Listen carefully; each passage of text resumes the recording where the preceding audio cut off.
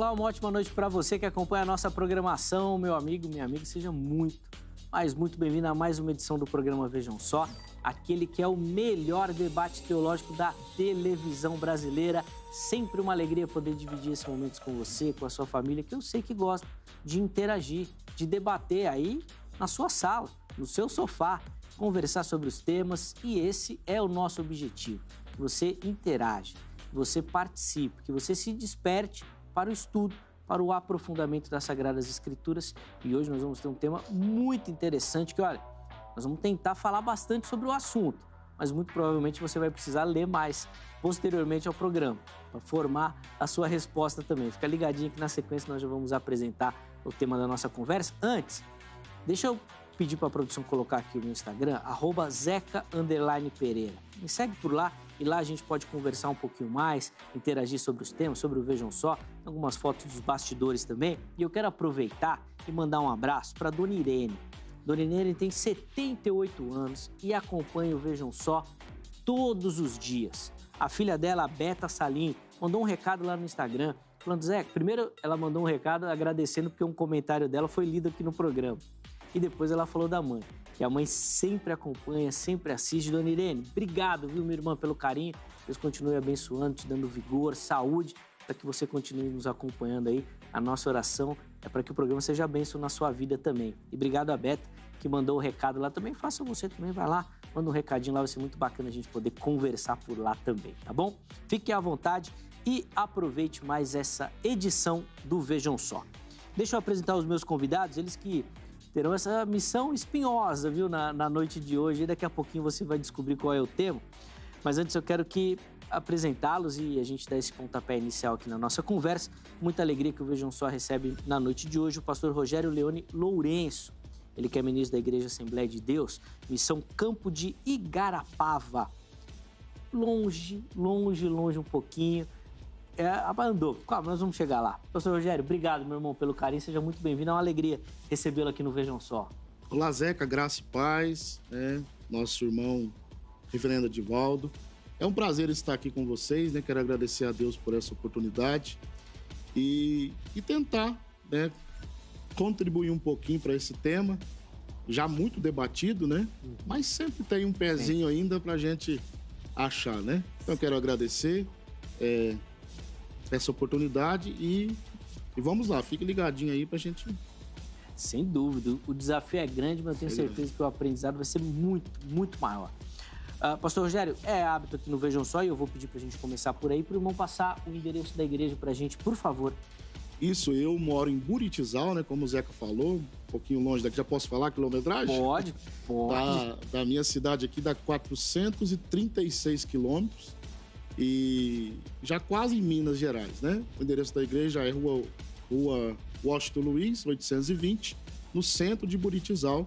Nós temos culto ali às quartas, sextas, no domingo na escola dominical de manhã e também no culto à noite.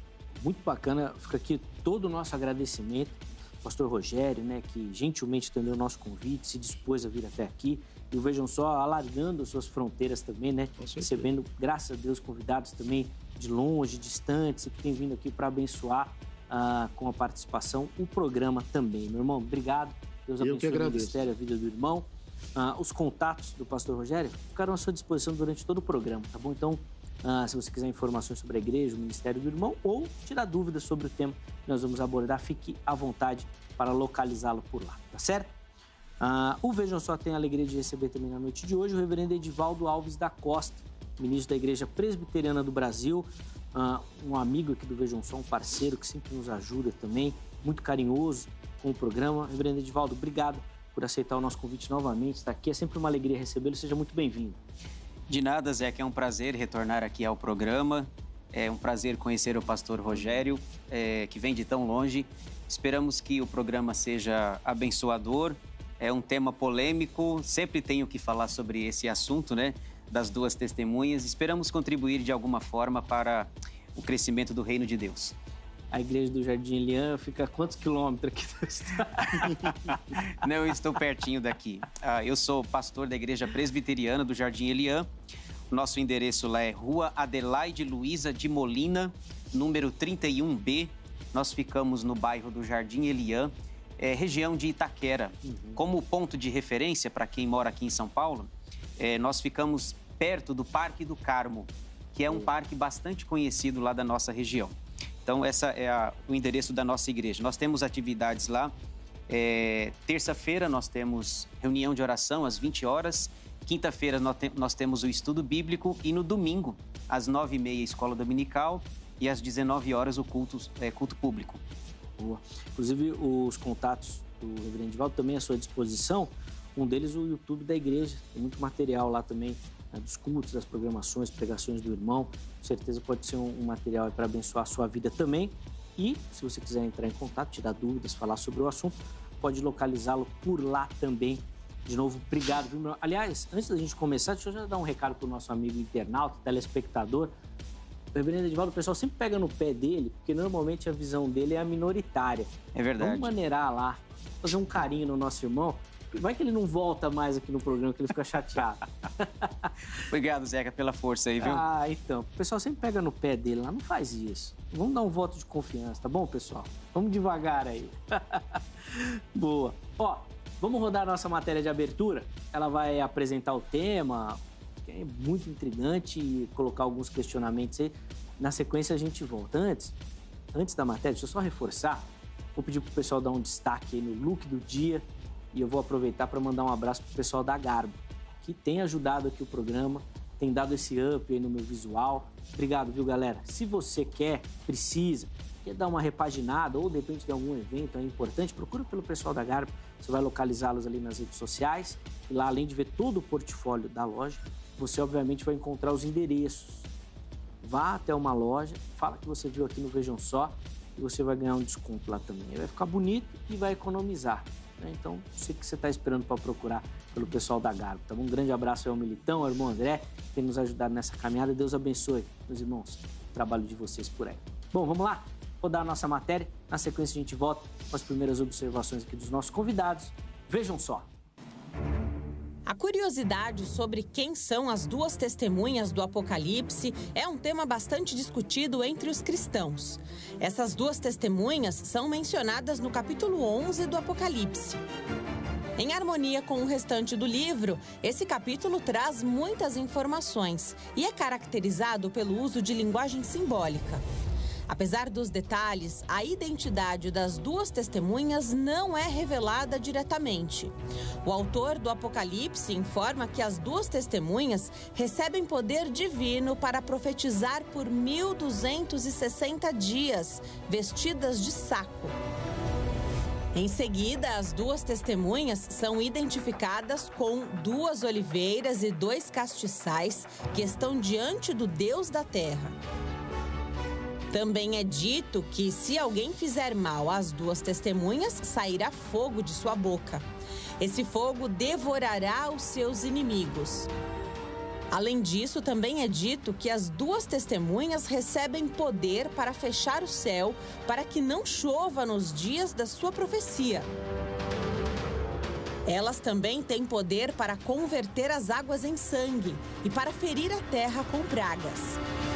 Mas quando acabar o seu testemunho, a besta que vem do abismo fará guerra contra as duas testemunhas. Essa besta vencerá a batalha. Então os corpos das duas testemunhas serão expostos na praça da grande cidade. Os corpos das duas testemunhas serão vistos por homens de todas as partes da terra por um período de 3 dias e meio. Também não será permitido que seus corpos sejam sepultados. Então as pessoas celebrarão a morte das duas testemunhas.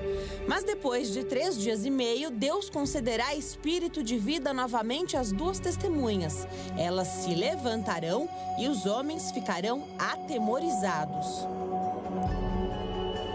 Então a terra ouvirá a grande voz do céu, chamando as duas testemunhas. E assim, elas subirão ao céu em uma nuvem, na presença de todos os seus inimigos. Esse é o relato bíblico, mas a pergunta continua. Quem são essas testemunhas? Como interpretar corretamente o texto? Vamos conversar e aprender sobre o assunto agora no Vejam Só. Vamos tentar aprender mais um pouco sobre o tema, que é um tema que já foi tratado outras vezes, mas sempre é uma oportunidade de a gente aprender, sempre tem algum detalhezinho que passa desapercebido, sempre tem alguma questão que nós precisamos aprofundar e vamos tentar fazê-lo hoje, aqui no Vejam Só, começando com a opinião de ambos os nossos convidados, respondendo a nossa pergunta-tema, dando as indicações do caminho que eles vão defender durante a nossa conversa aqui de hoje, tá certo? Pastor Rogério, vou começar com o irmão, por favor. Como é que o irmão responde a nossa pergunta? As duas testemunhas são simbólicas, literais, quem são e o que elas farão na sua interpretação? Zeca, então, a linha que eu vou defender é que, respondendo a primeira questão, né? Elas são duas pessoas, dois homens literais que aparecerão no período da grande tribulação, né? Uns dizem na primeira metade, outros na segunda metade, mas eu acho que isso é indiferente. Então, eles não são, para mim, eles não são. Aí nós vamos tratando disso, mas para mim não são Moisés, Elias, Enoque, eu não vejo nenhum desses personagens. Depois eu vou mostrar por que eu penso assim, né? Então, elas não são simbólicas e elas vão aparecer para anunciar a mensagem na grande tribulação. E aí, no decorrer do programa, a gente pode também tratar um pouco dessa mensagem, se o programa for para essa linha, né?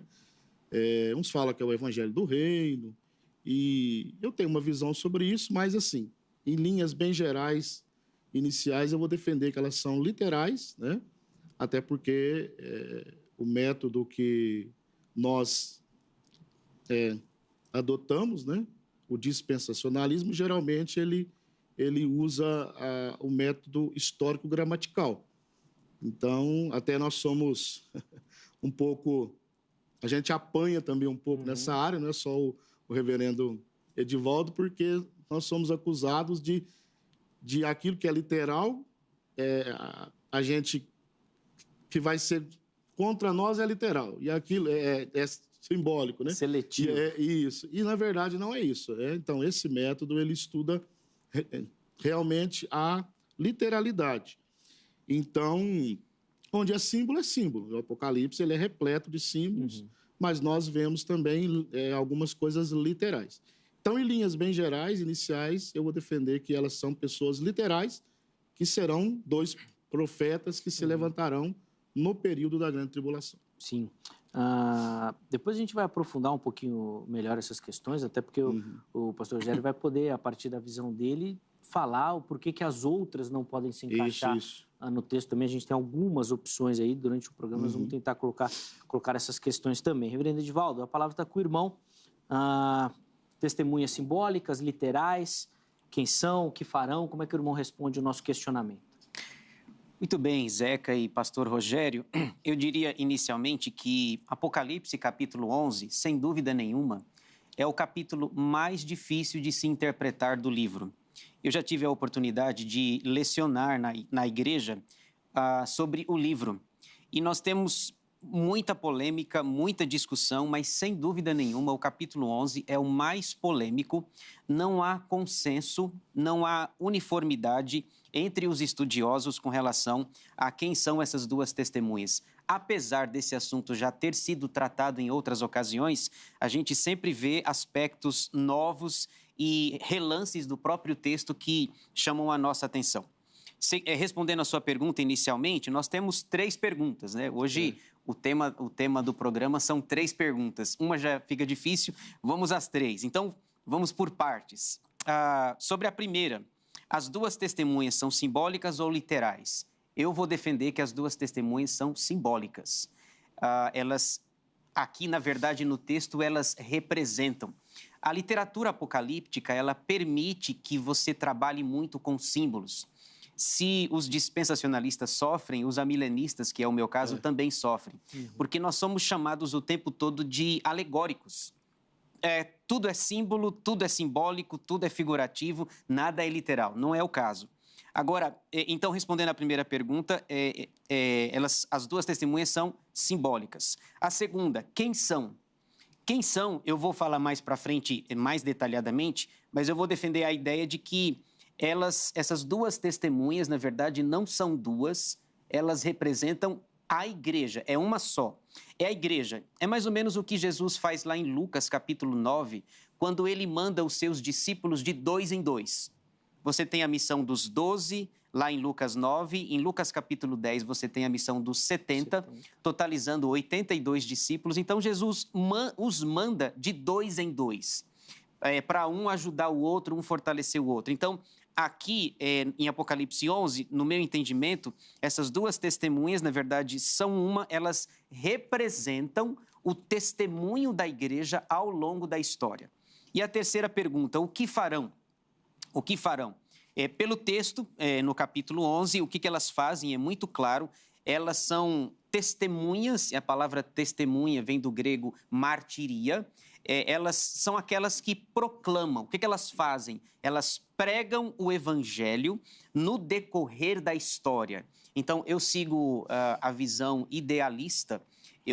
Você tem a escola preterista, a futurista, a historicista e a idealista. A escola que eu defendo é o idealismo. O livro do Apocalipse serviu para o passado, serve para o presente e servirá para o passado. Então, eu acho que o idealismo responde mais perguntas diante desse grande dilema do livro do Apocalipse. Então, a terceira pergunta, o que elas fazem ou o que farão? Elas pregam o evangelho ao longo da história. Então, só para concluir, ao longo do programa eu vou discorrer melhor sobre cada uma das 3 respostas. Tá? Só até para a gente aproveitar, na fala inicial, o pastor Rogério falou dessa questão da pregação, do evangelho do reino, fazendo algumas distinções. Essa pregação é a pregação do evangelho, da palavra, como acontece hoje, não tem distinção do momento histórico. No meu entendimento, não tem distinção. Okay. Eu já vim aqui, inclusive, falar sobre o evangelho do reino, o evangelho da graça, que eu não faço distinção. Para mim é um evangelho só. Boa. Mais um aspecto para a gente conversar também. Deixa eu ouvir a sua opinião. Quero saber o que você pensa sobre o assunto. E para isso, você acessa sempre o nosso perfil lá no Instagram, @programa Vejam Só. É lá que você vai encontrar as nossas enquetes, vai encontrar a oportunidade de mandar as suas opiniões, as suas sugestões, descobrir, né, os temas e convidados que nós iremos receber aqui no programa, tudo lá para você, à sua disposição. Põe na tela a enquete que nós colocamos para o programa de hoje. A pergunta é a pergunta base do programa, né? Quem são as duas testemunhas relatadas em Apocalipse? E para você ter ideia da quantidade de opções e de posições, olha quantas opções você tem. E ainda ficou faltando ainda, viu? Olha lá, Moisés e Elias é a primeira opção. Segunda opção, Enoque e Elias. Terceira opção, 2 crentes desconhecidos, que é a opção que o pastor Rogério vai defender. E a última opção, uma simbologia, né? Um símbolo, que é a opção que o reverendo Edivaldo vai defender também. Vá lá, escolha, vote na sua opção. Na postagem seguinte, você justifica o porquê que você escolheu uma delas.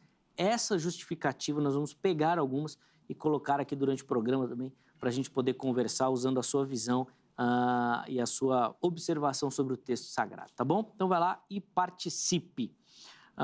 Pastor Rogério, vou devolver a palavra ao irmão e eu vou pedir para o irmão, inicialmente, justificar a sua opção. Por que na sua leitura o texto direciona para dessas duas testemunhas desconhecidas? E aproveitando, já dando uma pincelada, por que não pode ser essas testemunhas conhecidas como muitas opções que a gente tem aí? Zeca, então, eu até trouxe aqui uma lista de possibilidades, né? Porque se sugere até alguns luteranos, que era Lutero e Melancton, né? E aí fica difícil colocar por que Deus escolheu essa época da história para ser eles, né? Uhum. O nosso irmão Edivaldo aqui, antes de iniciar, né, a gente estava falando sobre o Antigo e o Novo Testamento. As pessoas pensam também que seja o Antigo e o Novo Testamento. Os mesotribulacionistas, né, que acreditam que a igreja vai ser arrebatada no meio da tribulação, eles dizem que a igreja, justamente por essa ideia de que essas duas testemunhas vão entregar a mensagem nos 1.260 dias iniciais né? E no meio da tribulação, elas são mortas, ressuscitam e vão para o céu. Então, é um argumento usado para eles que a igreja, elas representam a igreja, que é mais ou menos a linha do pastor Edivaldo, mas diverge nessa questão de meso, né? Da tribulação. Isso. Então, eu não vejo, Zeca, que seja nenhuma das opções. Eu tenho um pouco de dificuldade por causa de 1 aos Coríntios, capítulo 15. Eu vou ler aqui rapidinho. Porque você pega Elias. Elias, a gente entende que ele está no céu. Eu acho que isso é um argumento que a maioria aceita. Enoque também.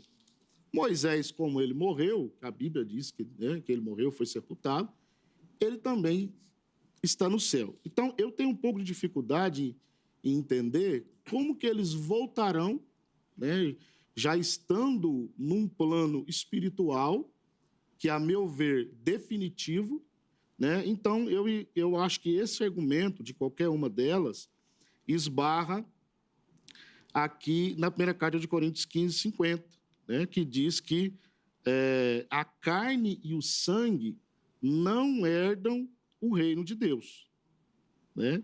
Nem a corrupção herda a incorrupção.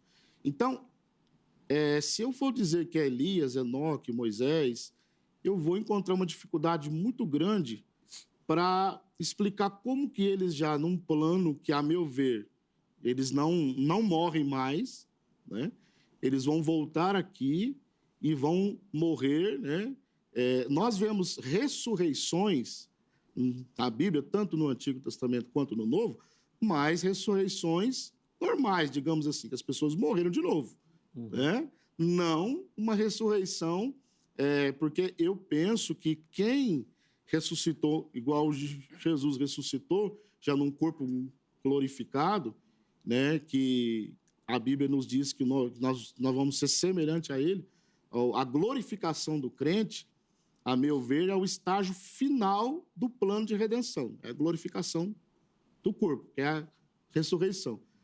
Após isso, eu não vejo a possibilidade de voltarem aqui, né, já num plano definitivo e testemunharem, morrerem, ressuscitarem. Eu acho que fica um pouco mirabolante, né? Então, é onde que eu defendo que eu não sei a identidade delas, né? Não adianta especular. Champlin, ele diz que é melhor deixar isso no campo da hipótese, né?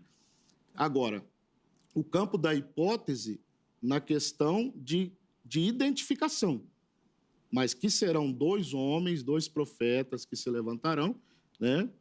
Eu acredito que não é Moisés, não é Elias, não é Enoque, mas são 2 profetas que se levantarão, profetas literais. Depois nós vamos, no decorrer do programa, deixar o pastor Edivaldo falar também, né?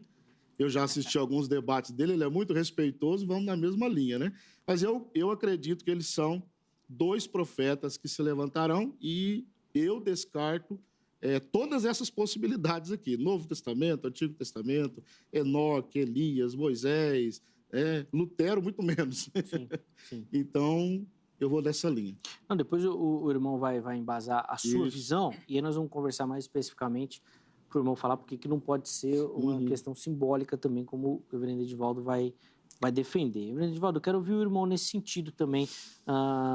Por que essas opções devem ser descartadas, tantas outras que a gente tem aí, antes da gente entrar mesmo na discussão das opções que vocês vão defender? Certo, vamos lá. O pastor Rogério expôs o pensamento dele, eu queria falar um pouquinho a respeito da visão que eu tenho do texto. Só para que a gente, na verdade, Apocalipse 11, ele é a micro-história dentro da macro-história. Para que fique mais claro aos nossos telespectadores, o capítulo 11, ele está inserido dentro daquilo que nós chamamos na terceira visão recapitulativa do livro. O capítulo 11 faz parte das 7 trombetas. As 7 trombetas começam no capítulo 8 e vai até o capítulo 11. É a terceira sessão recapitulativa do livro. Dos capítulos 1 a 3, você tem os 7 candeeiros de ouro. capítulos 4 a 7, você tem os 7 selos, e dos capítulos 8 a 11, você tem as 7 trombetas. As 2 testemunhas estão inseridas dentro das 7 trombetas. Por exemplo, no capítulo 9, versículo 13, até o capítulo 11, versículo 14, João está descrevendo os eventos da 6ª trombeta. Então, as 2 testemunhas estão num quadro maior dentro das 7 trombetas, mas o quadro micro faz parte da 6ª trombeta. Por exemplo, eu quero ler com os irmãos. Capítulo 9, versículo 13, diz assim: o 6º anjo tocou a trombeta e ouvi uma voz procedente dos 4 ângulos do altar de ouro que se encontra na presença de Deus. Então, de 9:13 a 11:14, que é o limite, falam da 6ª trombeta. Quando nós chegamos no capítulo 11, que é o nosso texto, capítulo 11, versículos 3 a 14, nós temos a figura das 2 oliveiras. Então, é por isso que eu repito, a gente precisa entender a macro-história para entender a micro-história dentro do capítulo 11. Essas 2 testemunhas, elas são tiradas lá é uma figura de Zacarias, capítulo 4, versículo 3, e depois os versículos 11 a 14. Veja aí, Apocalipse, capítulo 11, eu sempre digo, né, o meu lema número 1 é o que a Bíblia diz. Então, deixa a Bíblia falar, que fica mais fácil. Apocalipse 11, 4 diz assim: são estas as 2 oliveiras e os 2 candeeiros que se acham em pé diante do Senhor da terra. Então, essa figura das 2 testemunhas são símbolos ou figuras tiradas lá de Zacarias, capítulo 4. E lá em Zacarias fica muito claro quem são essas 2 oliveiras. Você tem, lá é Josué e Zorobabel. Josué é a autoridade espiritual do povo, ele é sumo sacerdote.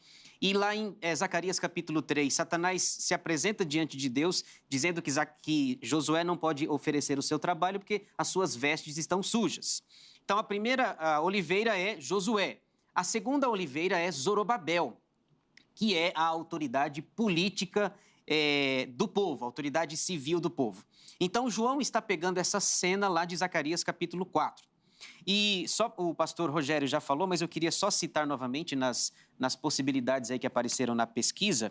O texto é tão complexo que quem são as 2 testemunhas que ao longo da história se convencionou 5 possibilidades. Eu não conhecia essa daí, né, de Lutero e Melancton, então eu vou fazer mais uma aqui, viu, Zeca? Vou colocar mais uma, vou colocar Calvino e John Knox, ok? Acabei de criar mais uma aqui, tá? Se Lutero e o Melancton, então eu vou colocar para a linha mais calvinista, vou colocar o Calvino e John Knox, que foi... John Knox é o patriarca do presbiterianismo. Ele fundou o presbiterianismo em dezembro de 1560 na Escócia. Muito bem, deixa eu citar rapidinho as 5 possibilidades. Já foi falado, mas talvez para os nossos telespectadores esse assunto seja novidade. Então, a primeira possibilidade, e é o que está ganhando na pesquisa, é Moisés e Elias. E o texto sugere que seja Moisés e Elias, porque os sinais que são apresentados são sinais que eles fazem, né? Quando fala do fogo, lembra de Elias. Uhum. Quando fala da água, lembra de Moisés, o mar vermelho se abrindo. Então, os versículos 5 e 6 sugerem que sejam Moisés e Elias. Segunda possibilidade é que essas 2 testemunhas são Enoque e Elias. Por que Enoque e Elias? Porque a Bíblia fala, se você pegar esses 2 personagens aqui, são os únicos na história da igreja que não morreram. Não passaram pela morte. Eles não experimentaram a morte. Lá em Gênesis 5:24 diz que Enoque foi trasladado, que Deus o tomou para si, ele não morreu. E lá em 2 Reis 2:11, Elias foi para o céu vivo. Então, segundo essa possibilidade, seria Enoque e Elias. Como eles foram os 2 únicos cidadãos que não morreram, Deus daria uma chance para eles, então eles voltam, já que vocês, miseráveis, não morreram, então vocês voltam para morrer. Então, seria Enoque e Elias. A terceira possibilidade, que não aparece aí no GC, nas possibilidades, é que essas 2 possibilidades são testemunhas, são o Antigo e o Novo Testamentos. Seria a Bíblia propriamente dita. Seria o Antigo Testamento pregando e o Novo Testamento pregando. Quarta possibilidade São dois homens no futuro, sem identidade, como o pastor Rogério falou. Provavelmente essa seja a posição majoritária do evangelicalismo brasileiro, de duas testemunhas, especialmente considerando a linha escatológica do Apocalipse, em que muitos são futuristas. Então são duas pessoas, dois profetas, dois personagens sem identidade, não é o Lutero e o Melancton, nem Calvino e o Knox. Então são duas testemunhas sem nome. Eu defendo que, uma quinta possibilidade, eu defendo que essas duas testemunhas, elas representam a igreja. Pelo que eu falei lá de Lucas capítulo 9 e Lucas capítulo 10, em que Jesus manda os seus discípulos de 2 em 2, para um reforçar o outro, a missão dos 70, lá em Lucas, no capítulo 10. Então, para mim, essas duas testemunhas são o testemunho da igreja ao longo da história. É a igreja pregando. E só para fechar aqui, para eu deixar o pastor Rogério falar também, na verdade, o Apocalipse 11 tem 3 cenas, se vocês observarem. São 3 cenas distintas. A primeira cena vai, versículos 1 e 2, fala sobre adoração. Se você perceber, a igreja está aqui fazendo as suas duas principais tarefas. Nos versículos 1 e 2, ela está adorando. Nos versículos 3 a 14, ela está proclamando. Ela está pregando. Então, a primeira cena é a cena da igreja adorando, a segunda cena da igreja proclamando, e a terceira cena, que vai dos versículos 15 a 19, é a 7ª trombeta. Lembram-se do que eu falei? Você precisa ver o quadro maior, capítulos 8 a 11, as 7 trombetas, e o quadro menor, o microquadro. Então, capítulo 11, 3 cenas. A igreja que adora, a igreja que proclama e a igreja que é vencedora. Nos versículos 15 a 19, você tem a 7ª trombeta. Tudo acaba, Jesus volta no capítulo 12, começa uma nova sessão recapitulativa, capítulos 12 a 14, as 7 vozes. Então, eu iria nessa direção. É o testemunho da igreja ao longo da história, pregando o evangelho, e daqui a pouco eu vou descrever melhor o que essa igreja enfrenta ao longo da história. Boa. Professor Rogério, a palavra está com o irmão, hein? Tem muita coisa para o irmão comentar em cima da fala aí do reverendo Edivaldo. Muita heresia, né, pastor? Bom, eu tenho alguns argumentos de que são pessoas literais. Primeiramente, deixa eu pegar minha colinha aqui, né? Tem que trazer uma colinha, né, Zeca? Ah, para ajudar, né? A Bíblia diz que elas vão pregar durante 1.260 dias. Né? Dias aí é remera, o grego. É lógico que, dependendo do contexto, isso aí com qualquer palavra, ela assume significados diferentes. Exemplo, a palavra carne. A palavra carne, e quando Paulo diz que a lei está enferma pela carne, é sarx. E a mesma palavra carne que Paulo fala, assim, lá aos Filipenses, né, aquele dilema que ele tem, eu não sei se eu quero ir, partir, estar com Cristo, que é muito melhor, ou ficar na carne. Então, é sarx do mesmo jeito, só que ela assume um significado diferente. Então, aqui no texto, eu vejo 1.260 dias como literais.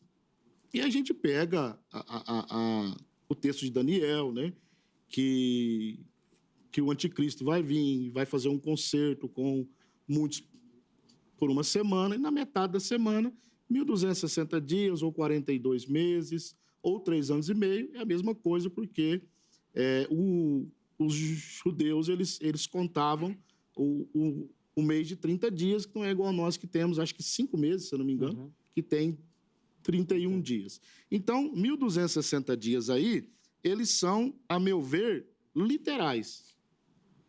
É um período de tempo dentro da história. É o que diverge um pouquinho do pastor Edivaldo, porque, na visão dele, a igreja vem testemunhando ao longo dos séculos, né? Desde quando ela foi inaugurada, ela vem pregando. A minha visão é que eles vão pregar num período específico da história, que são esses 1.260 dias. Até porque a minha linha é futurista e dispensacionalista, né? Então, não tem como eu pensar diferente, né? Eu acredito que o pastor Edivaldo, ele nasceu nessa linha nessa linha idealista, né? E eu nasci no dispensacionalismo há 23 anos. Então, pensar diferente, tanto para ele como para mim, é difícil, né? Não é que a gente não possa mudar de ideia, como diz, se alguém me convencer pela Escritura, nós temos que ter humildade para rever, né? Então, eu penso, o meu primeiro argumento, não sei se eu posso continuar, pode, claro, é que são 1.260 dias literais. Se esses 1.260 dias são os primeiros, que é os 3 anos e meio, ou até a gente vinha falando, né, no carro com os pastores que vieram me acompanhando, que é uma divergência até no meio assembleiano essa questão, se elas pregam na primeira metade da tribulação ou se elas pregam na segunda metade, né? Então, esse é o meu primeiro argumento. Eu vou dar 2 argumentos e depois a gente vai discorrendo. O pastor Edivaldo, ele citou o texto de Zacarias 4:11, né? 2 oliveiras ali. Eu queria fazer uma observação na questão do método histórico-gramatical, que é o que a gente usa. Não é que para nós tudo é literal, né? E é o que o pastor Edivaldo disse, também não é. No idealismo, tudo é simbólico. Então, eu acho interessante o método histórico-gramatical porque ele faz, ou pelo menos tenta fazer uma diferença muito legal entre onde é simbólico e onde é literal. Vou dar um exemplo. No último versículo de João, João fala assim, se fossem escritos tudo que Jesus fez, eu cuido que nem o mundo caberia esses livros. Qualquer aluno de escola dominical, que seja talvez até um adolescente, ele entende que isso é simbólico. Porque o ministério de Jesus não encheria o mundo inteiro de livros. Isso é uma figura de linguagem. É um exagero, né? Uma hipérbole que frisa que o ministério dele foi frutífero e tal, né? Então, voltando para Zacarias, nós temos um simbolismo ali, né? 2 oliveiras, tal. Só que o simbolismo de 2 oliveiras se refere a pessoas literais, que era Josué e Zorobabel, como o pastor Edivaldo já disse.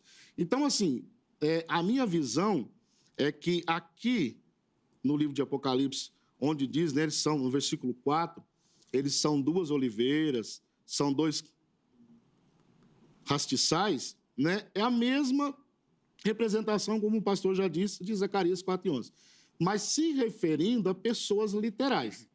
Eu acho que nessa questão não há tanta divergência, porque a igreja, na visão do pastor Edivaldo, é literal, né? A igreja é literal, são pessoas literais, né? A divergência é que eu não entendo como a igreja no tempo, né, nos séculos. Eu entendo como 2 pessoas que viveram ali. Até para a gente entender, depois o reverendo Edivaldo vai comentar essas observações, você acredita em pessoas literais por essa dinâmica, principalmente do tempo? Isso. Como tem um tempo específico, aí não poderia se encaixar numa questão simbólica, como o reverendo Edivaldo falou, que vem ao longo da história. Isso. Então precisariam ser literais por conta do tempo. Isso, justamente. Não só por causa, depois eu vou... Não, sim, né, outras observações. Mas nessa questão do tempo específico, né, 1.260 dias, e como eu já disse, apesar de a palavra dia aqui, remer, poder significar outros, né, lógico, mas no texto eu acredito que são dias literais. Então, assim, eu não posso pegar o texto das testemunhas e dizer assim, ó, aqui, um exemplo, dia não é literal, e as testemunhas são literais. Aí eu perco a minha linha de argumento. Então, por causa disso, realmente... Da literalidade do tempo também. Isso. Reverendo Edivaldo, vou devolver a palavra ao irmão e eu vou pedir para o irmão começar por esse aspecto que o pastor Rogério levantou, da simbologia que o irmão usou lá de Zacarias, já que lá representa 2 pessoas, por que aqui não pode representar também? E aí depois o irmão pode ter seus comentários em cima da fala dele. Por favor. Vamos lá. Deixa eu tentar argumentar em cima do que o irmão falou. Na verdade, Zeca, o pastor Rogério falou de um aspecto importante, que é o método de interpretação. E eu também sigo o método histórico-gramatical. Eu sou formado no seminário JMC, aqui em São Paulo, um seminário famoso, e que preza muito por esse estilo de interpretação. Eu também defendo o método histórico-gramatical. Não abro mão disso. O histórico-gramatical é o método que melhor responde às questões da Bíblia. No entanto, mesmo defendendo esse método, quando a gente olha para a Bíblia tem 10 gêneros literários. 10. Então, cada vez que eu for ler um texto bíblico, eu preciso considerar o gênero literário daquela passagem. Nós temos 10 gêneros na Bíblia, como eu falei. 5 gêneros no Antigo Testamento e 5 gêneros no Novo Testamento. Então, veja, eu também defendo a literalidade quando cabe e também defendo o simbolismo. No entanto, o livro do Apocalipse, ele é altamente simbológico, tipológico e figurativo. É preciso a gente lembrar que João estava preso na ilha de Pátmos e ele deveria escrever para as 7 igrejas numa linguagem codificada, disfarçada, porque se aquele material caísse em mãos erradas, as pessoas não entenderiam. Então, por exemplo, para João falar sobre Satanás, ele fala do dragão. Todo mundo, qualquer pessoa sabe que Satanás não é um dragão, que tem 7 cabeças, 10 chifres. Ele fala, por exemplo, no capítulo 13, que eu vou citar daqui a pouco, né, de uma besta, a besta que emerge do mar. Então, o que João, a besta que emerge do mar é a junção de 4 animais que aparecem lá no livro de Daniel. Então, o fato de eu defender o método histórico-gramatical, eu preciso ficar atento no simbolismo do livro. Por exemplo, os números no Apocalipse, eles são altamente simbólicos. O número 1 fala do Pai, o número 3 fala da Trindade, o número 4 é o número da Terra. Por exemplo, a Terra, né, os 4 pontos cardeais, norte, sul, leste e oeste. O número 7 é o número da perfeição, da completude. Você tem 7 seções paralelas no livro, 7 atributos de adoração. Você tem os 7 Espíritos de Deus. O número 10, que é um número completo também. O número 12, representando as 12 tribos de Israel e os 12 apóstolos. O número 24, somando as 12 tribos e os 12 apóstolos. Agora, números mais polêmicos, né? 144 mil, o número 1000, o número 666. Então, você precisa considerar a questão do gênero do livro. O Apocalipse é um gênero que permite trabalhar com toda essa simbologia. Só fazendo entrando agora no texto propriamente dito, Zeca, se você me permite, eu queria ler com vocês aqui rapidinho o que é dito sobre as 2 testemunhas, o que é falado sobre elas no texto. E João destaca aqui 4 fatos que acontecem com as 2 testemunhas, que no meu entendimento é a igreja. É o testemunho da igreja no 1º século, no 5º, no 10º, no 15º, no século 21 e nos futuros, se houverem séculos futuros. João descreve 4 fatos importantes sobre as 2 testemunhas. A igreja, que a igreja ela recebe outros nomes. Lá na primeira sessão, capítulos 1 a 3, a igreja é chamada de candeeiro. Depois ela vai recebendo outros nomes. Depois são os 144 mil, que eu entendo que é a igreja também. E aqui elas são chamadas de 2 testemunhas. 2 que representam a igreja. Então, rapidinho, os 4 fatos. Primeiro fato que João descreve, a força da igreja. Veja aí no versículo 7. A força da igreja, versículo 7a. Quando tiverem, então, concluído o testemunho que devem dar, a besta que surge do abismo pelejará contra elas e as vencerá. Então você tem no início do versículo 7, a força da igreja, quando tiverem concluído o testemunho que devem dar. É importante a gente entender, irmãos telespectadores, que a igreja ela é indestrutível. Enquanto a igreja não cumprir a sua missão, ela não pode ser destruída. E é preciso fazer uma distinção. Igreja separada, igreja como indivíduo e igreja como instituição. A igreja que João se refere aqui é a igreja como instituição. É a igreja de Mateus 16, que Jesus disse que as portas do inferno não vão prevalecer contra ela. Então, a força da igreja. A igreja vai concluir o seu testemunho. Versículo 7. Segundo fato, a perseguição e a morte da igreja. Isso está nos versículos 7b a 10. Diz assim, quando tiver concluído, a besta que surge do abismo pelejará contra elas e as vencerá e matará.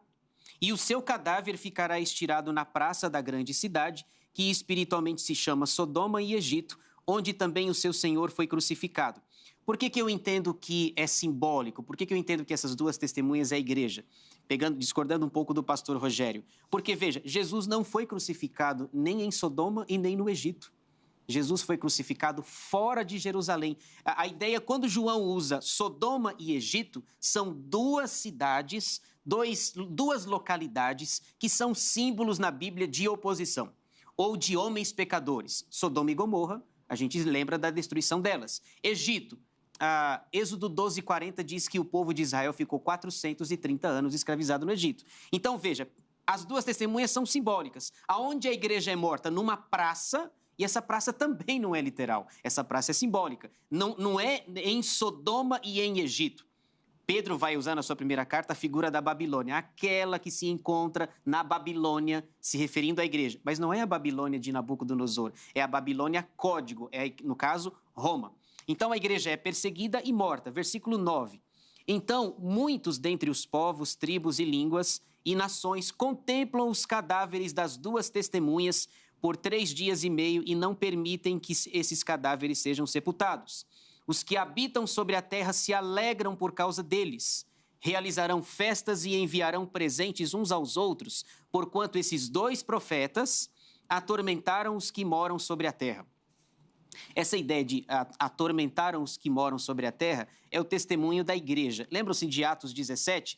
Quando Paulo e Silas chegam lá em Tessalônica, eles dizem assim, estes que têm transtornado o mundo, chegaram até aqui. Estes quem? A igreja. A igreja, o testemunho da igreja. Diz que a besta vai matar a igreja. Isso corrobora com Apocalipse capítulo 13, versículo 7, que Apocalipse 13 é o levantamento do anticristo escatológico. Apocalipse 13, 7 repete que o anticristo mata a igreja. Não a instituição, pessoas, indivíduos. Apocalipse 13, 7. Foi-lhe dado também que pelejasse contra os santos e os vencesse. Deu-se-lhe ainda a autoridade sobre cada tribo, povo, língua e nação. O texto diz que o anticristo peleja contra os santos. Quem são os santos? Nas cartas paulinas, os santos, toda vez que é falado de santo, é a igreja. O santo pelejasse contra os santos e os vencesse. Rapidinho para concluir aqui, senão o Zeca corta meu microfone. Terceiro fato, a ressurreição e o arrebatamento da igreja. Só para ler aqui, versículos 11 e 12. A ressurreição e o arrebatamento. Mas depois dos 3 dias e meio, um espírito de vida vindo da parte de Deus, nelas penetrou. E eles se ergueram sobre os pés, e àqueles que os viram sobreveio grande medo. E as 2 testemunhas ouviram grande voz vinda do céu, dizendo-lhes, subi para aqui. E subiram ao céu numa nuvem, e os seus inimigos as contemplaram. No meu entendimento, segunda volta de Jesus, arrebatamento da igreja. Visível, audível, glorioso, inesperado, inescapável. Tem nada de secreto aqui no meu entendimento. Quarto, e para terminar, a reação dos ímpios vendo o arrebatamento da igreja. Versículo 13, o arrebatamento, a reação dos ímpios pelo arrebatamento da igreja. Versículo 13, naquela hora houve grande terremoto e ruiu a 10ª parte da cidade e morreram nesse terremoto 7.000 pessoas, ao passo que as outras ficaram sobremodo aterrorizadas e deram glória ao Deus do céu. Esse terremoto, Zeca, que é citado, esse grande terremoto, também é citado no capítulo 6, versículos 12 a 17, em que é o 6º selo. O 6º selo antecede a volta de Jesus. Há um grande terremoto. Qual é a cena aqui? Um grande terremoto. É a mesma cena se repetindo, que antecede a 7ª trombeta e a volta de Jesus. Então, esses 4 fatos que João descreve sobre as 2 testemunhas à igreja. Terremoto mesmo? Um grande terremoto. Literal ou simbólico? Simbólico. Para seguir minha linha, né? Então tá bom. Os comentários depois serão duros, né? Dura coisa, viu? Vamos defender lá, o milenismo. Rogério, tem muito material aí pro irmão falar aí. Então, Tomei muito seu tempo, né, pastor? Que isso. Eu acho a dificuldade dessa questão, você viu que a sua última fala ficou meio complicado. Por quê? Jerusalém é simbólico. Jesus foi crucificado num lugar simbólico. Só para eu entender, pastor, desculpa. Como é que o senhor entende Sodoma e Egito aí? Então, vou entrar nessa fala agora. Então, ali tudo é simbólico. Aí, chegou no terremoto, o terremoto é simbólico. Aí, o terremoto simbólico mata 7.000 homens. Simbólico também. Aí fica um negócio muito complicado. Mas tudo bem, né? A gente... Depois eu me defendo. A gente respeita. Aí, então, vamos responder a pergunta aqui do pastor Edivaldo. Aqui onde diz que, no versículo 8, né? E o seu corpo... E jazerá o seu corpo morto na praça da grande cidade. Irmão, o texto, ele é autoexplicativo. Que espiritualmente se chama Sodoma e Egito. O texto, ele é autodidático. É o que eu falei no começo. O método histórico-gramatical, que eu até achei que o irmão não seguia esse método, mas glória a Deus. Né? Ele é muito claro em mostrar onde é literal e onde é simbólico. E essa parte, ela é exclusiva para isso. O texto diz, espiritualmente se chama Sodoma e Egito. Então, ali é uma Jerusalém literal. Por quê? Porque Jesus foi crucificado literalmente. Não tem como sair... Um exemplo, Jesus foi crucificado fora de Jerusalém. Só que a Jerusalém é simbólica. Então, como que Jesus foi crucificado numa cidade simbólica? Ele foi crucificado literalmente numa cidade simbólica. Fica um pouco discrepante, né? Então, respondendo a pergunta do irmão, o próprio texto diz, como que eu vejo Jerusalém chamada de Sodoma e Egito? Espiritualmente, por causa da condição que os judeus vão estar naquela época, levando em consideração que as testemunhas aparecem na primeira parte, os judeus eles têm um acordo com o anticristo, né? Mesmo que eles estão no sacrifício, né? É o que o irmão não vê, mas a gente vê uma reconstrução do templo. Lá em 2 Tessalonicenses fala que ele vai sentar no templo, querendo ser Deus, parecer Deus, tal. Então, eu vejo o seguinte, que eles estão agora simbolizados, Jerusalém ali, por Sodoma e Egito, por causa da palavra espiritualmente. Na maldade. Então, a identidade delas a gente não consegue definir, mas a localidade onde elas vão se manifestar, sim, eu em acredito Jerusalém. que sim, em Jerusalém. E depois, eu não sei se vai dar tempo, a gente chegar na última parte da pergunta, que o programa tem 3 perguntas, né? O que eles vão fazer, né? Vamos ver se vai dar para chegar lá. Agora, uma outra coisa que eu acho muito interessante aqui é a questão de matar a igreja, né? O irmão tentou fazer uma definição entre igreja pessoas e igreja, vamos dizer assim, igreja organização e igreja organismo, né? E o irmão citou Mateus 16, que fala, né? E vou edificar a minha igreja sobre esta pedra, e as portas do inferno não prevalecerão contra ela. Eu entendo também a igreja como organização e como organismo, tá? Só que no texto aqui fica muito complicado, né? Sai fora dessa questão de que elas vão ser mortas, né? E colocar esse martírio ao longo da história, né? A igreja passou martírio no Coliseu Romano e em muitos outros lugares. Uhum. E passa até hoje, na verdade. Sim, né? sim. Mas colocar essa parte específica, esse período histórico específico, né? De que a besta vai matar eles, tal, a igreja, num período da história inteira, eu acho, assim, meio complicado. Por isso que eu prefiro entender um tempo específico de... um período específico de tempo. E aí, o contexto, como o pastor Edivaldo sabe muito bem, que não se pode tirar um texto do contexto. O contexto aqui vai falar de um templo, né? Lá no versículo 2, lá no versículo 1 e 2, né? A Bíblia diz, e foi-me dada uma cana semelhante a uma vara, e chegou o anjo e disse, levanta e mede o templo de Deus e o altar e os que nele adoram. Eu não sei se é o pensamento do pastor Edivaldo, mas muitas pessoas eles fazem uma distinção. Eles dizem que esse templo é a igreja, né? Mas para mim é um templo literal, por quê? Porque é para medir o templo e os que nele adoram. Você vê duas classes, dois elementos. Mede o templo e mede os que nele adoram. Se aqui for a igreja, então não tem templo físico. Seria só os crentes, só os que adoram, né? Na visão de que aqui seria a igreja. Na visão dispensacionalista, esse é o terceiro templo, né? Os que adoram aqui são os judeus, na primeira metade da tribulação, quando eles ainda têm um acordo com o anticristo. Então, é um outro argumento que eu uso, esse templo, ele não pode ser simbólico, ele precisa ser literal, até porque são duas pessoas literais.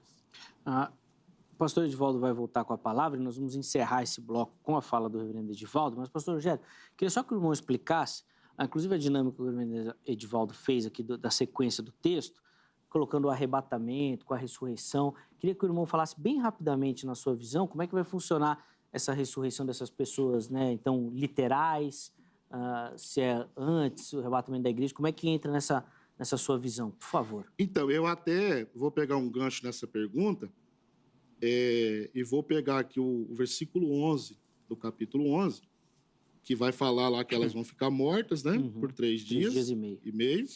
E depois o Espírito vai entrar nelas de novo, elas vão se pôr de pé e caíram grande temor sobre os que o viram. Alguns estudiosos, eu não vou afirmar isso, mas alguns estudiosos entendem que esse temor que caiu sobre os que o viram pode ser alguém que reconheceu realmente que Deus é Deus, né? Ele fez o milagre das testemunhas ressuscitarem. E aí, a gente, partindo desse pressuposto, o pastor Edivaldo falou que aí a igreja é arrebatada, no final, que ele é pós, né? Eu sou pré. Aí como que fica esse pessoal se realmente eles se converteram? A igreja foi e largou eles para trás, né? Então fica um pouco complicado. Agora, a nossa visão é pré-tribulacionista. Então, aqui a igreja já não tá mais. Já está gozando da vida eterna. O corpo já está glorificado, né? Então, aqui a gente não vê essa visão que a igreja vai ser arrebatada após a tribulação. Nós vemos que ela vai ser arrebatada antes. Então, esse período de tempo aqui, a gente não conta dentro do nosso sistema, né? Que é para Israel, é o que o anjo disse para Daniel, 70 semanas estão determinadas sobre o teu povo, né? Sobre o povo de Israel. Então, aqui é uma dinâmica toda para o povo judeu, realmente. Inclusive, esse arrebatamento das testemunhas e tudo mais. Até provavelmente eles vão ser 2 judeus que se converterão na tribulação. Provavelmente. Boa. Reverendo Edivaldo, a palavra está com o irmão. A gente tem um tempinho mais curto agora, que já está quase para encerrar, mas vou pedir para o irmão tecer alguns comentários aí. E se der tempo, eu ponho os comentários que você mandou aqui ainda nesse bloco. Vamos lá. Vamos lá. A minha visão é sempre muito complicada, né? A minha visão é sempre muito complicada no entendimento do pastor Rogério. Deixa eu tentar ser breve e sucinto. Eu queria, rapidinho, Zé, esclarecer 2 coisas. O pastor Rogério falou lá atrás sobre a questão da visão, né? Ele sempre foi dispensacionalista e eu sempre amilenista. Agora, de fato, isso é secundário em relação à questão da salvação. Realmente. Secundário são visões.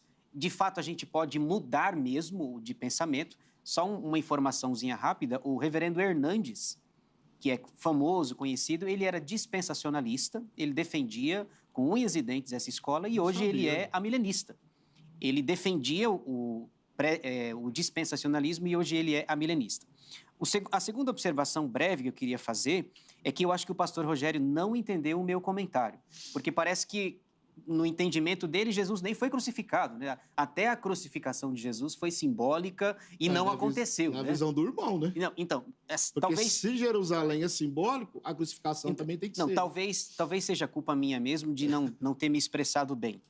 Eu creio na literalidade da crucificação de Jesus. Jesus, de fato, foi crucificado. O que eu estou querendo dizer o tempo todo é que João se utiliza de figuras, de símbolos para expressar uma realidade.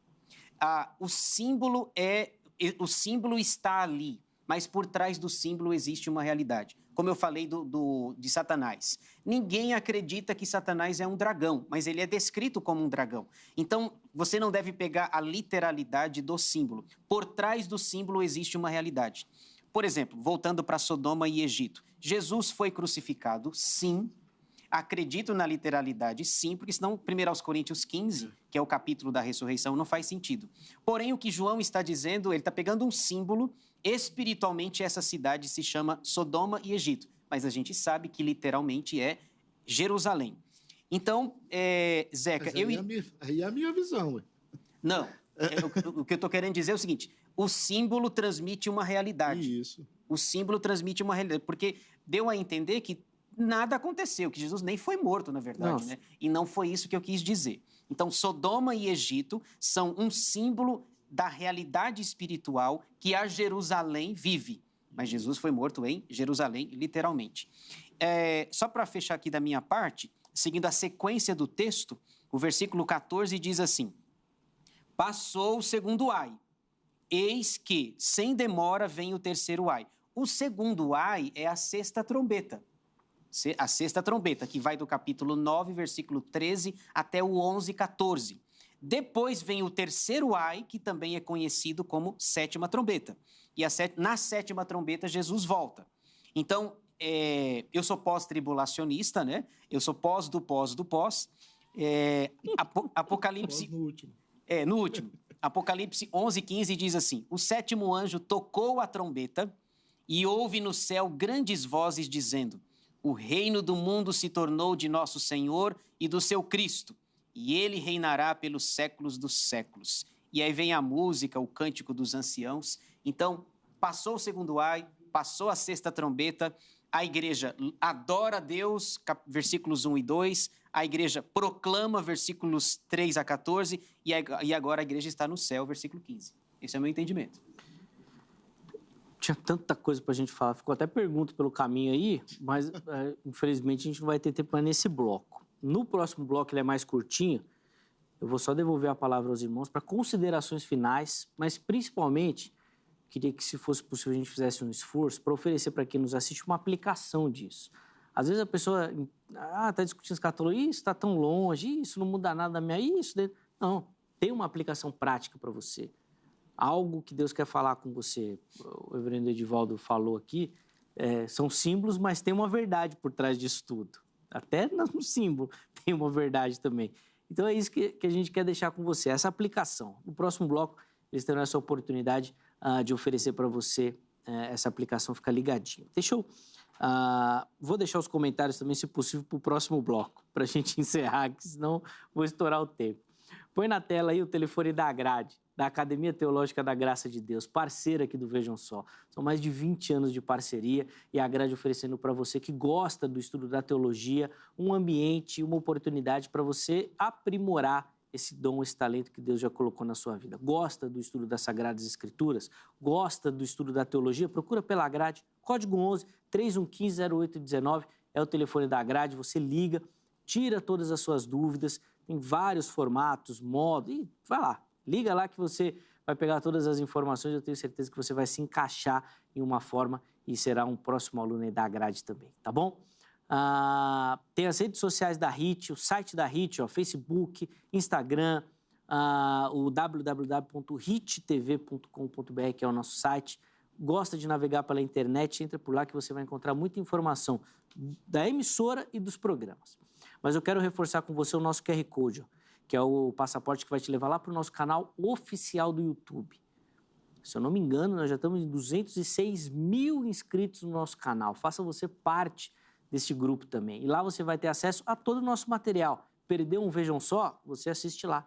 Quer rever algum programa? Tá lá também. Quer compartilhar o nosso conteúdo? É fácil. Surgiu a dúvida, algum questionamento? Manda no grupo da igreja o programa, para o pessoal assistir também, para a gente divulgar o conteúdo. Então vai lá no nosso canal oficial do YouTube, se inscreve e faça parte dessa comunidade. Intervalo rápido, bem rapidinho. O Vejam Só vai, mas daqui a pouquinho nós já estaremos de volta.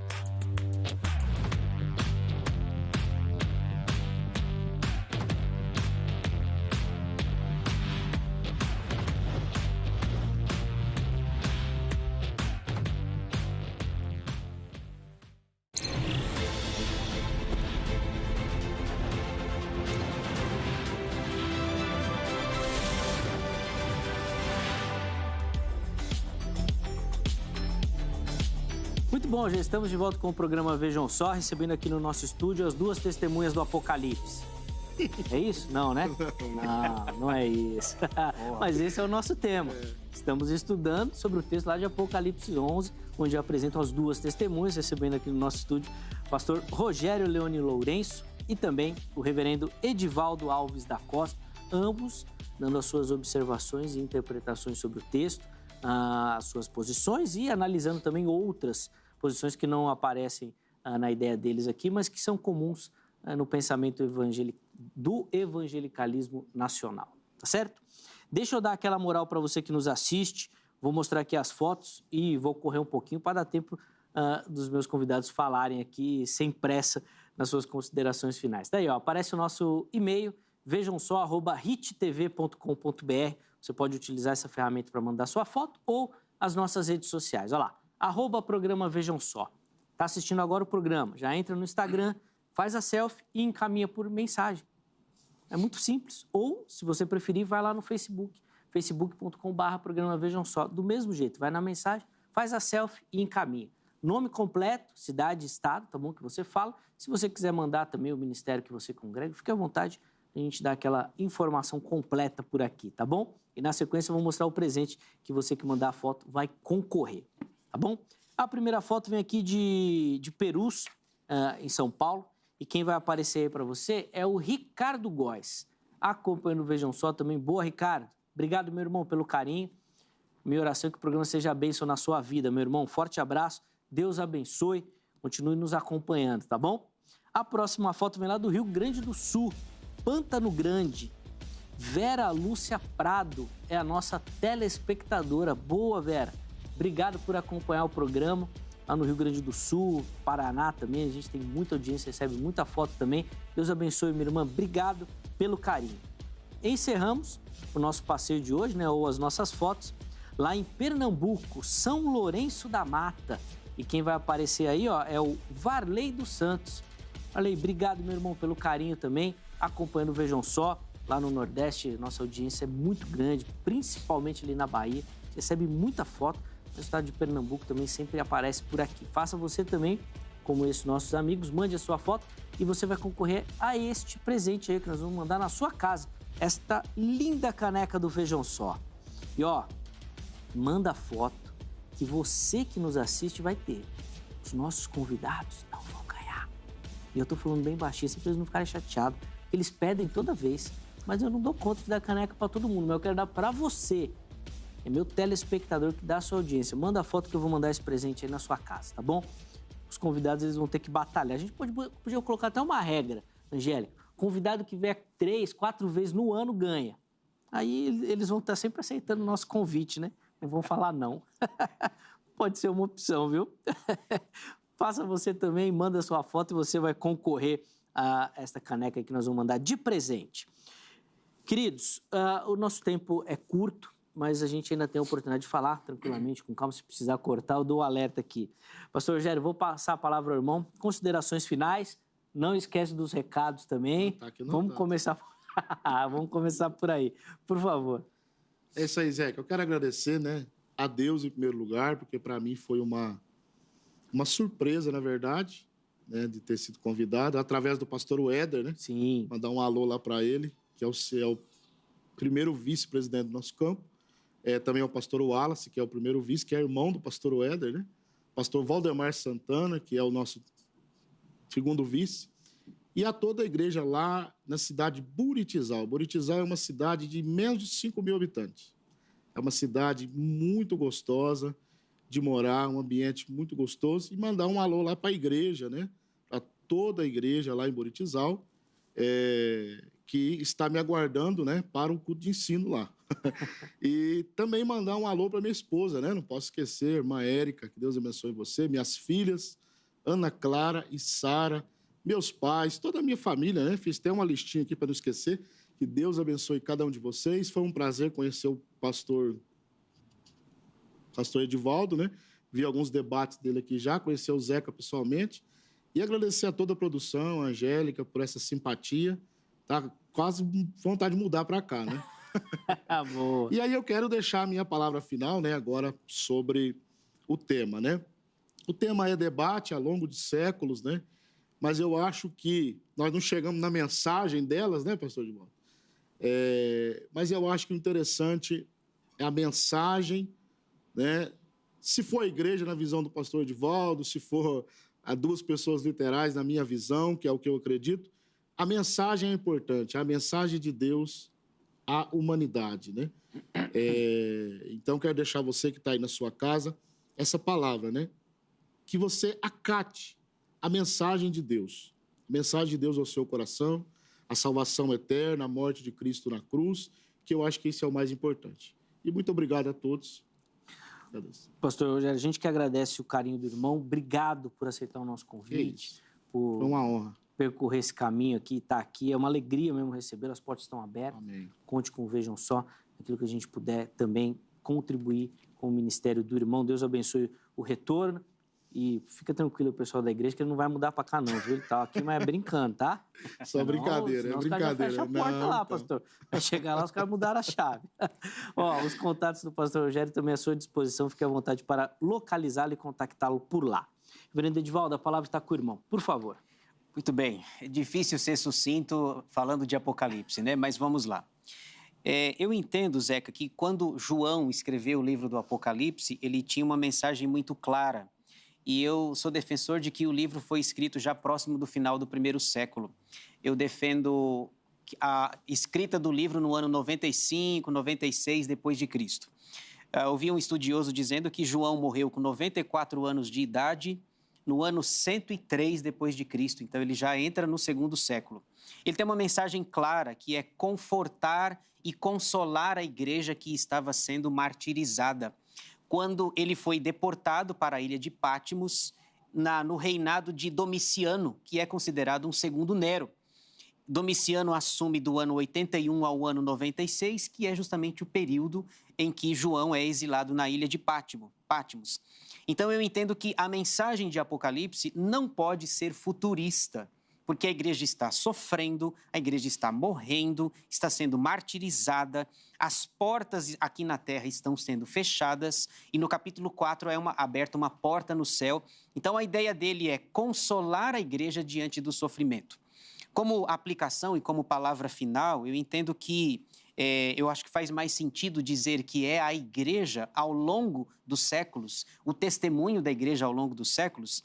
E você que me assiste, que faz parte, que é a igreja do Senhor, primeiro que a gente deve considerar o seguinte: a igreja tem uma missão.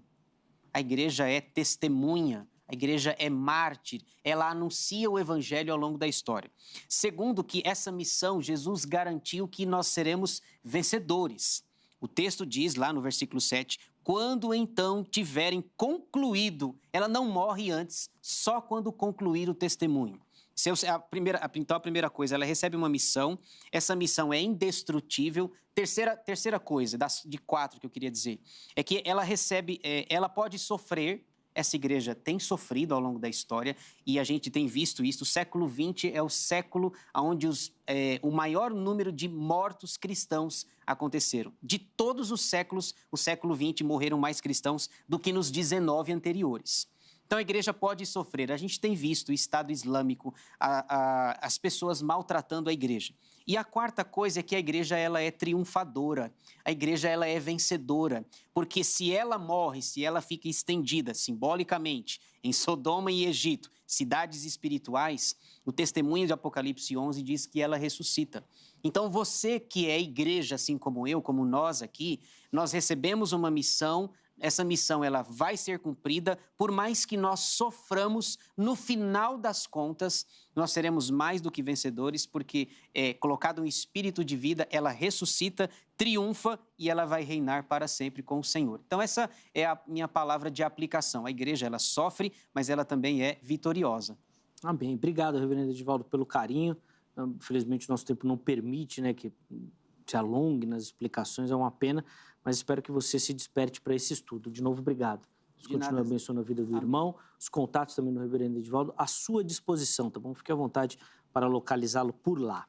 Vamos colocar na tela, antes da gente encerrar, o resultado da nossa enquete. E nós perguntamos para você quem são, na sua visão, as duas testemunhas relatadas lá em Apocalipse 11. 30% votaram na opção Moisés e Elias. 15% ficaram com Enoque e Elias. 27% dois crentes desconhecidos, 28% uma simbologia. Então, a opção que ganhou foi Moisés e Elias, e depois a opção defendida pelo reverendo Edivaldo, que falou que é sempre massacrado aqui, mas ficou em segundo, tá vendo? E em terceiro lugar ficou a opção que o professor Rogério defendeu também, 27%. É um empate técnico quase, mas obrigado a você que votou. Rapidinho, deixar um agradecimento especial ao Fernando Almeida, Lucas Regazzini, aí é o Arcanjo Miel, né, que é o nome lá do perfil, Ricardo Costa e o Edilton Santos. Foram alguns comentários que nós pegamos, infelizmente não deu tempo de colocar aqui, nosso tempo passa muito rápido, mas eu quero agradecer a vocês aí pelo voto, pela participação e por comentar. Faça você também como esse internauta, vai lá e participe. Forte abraço, obrigado pelo carinho, obrigado pela audiência. Amanhã, se Deus permitir, nós estaremos de volta com mais uma edição do programa Vejam Só. Até lá!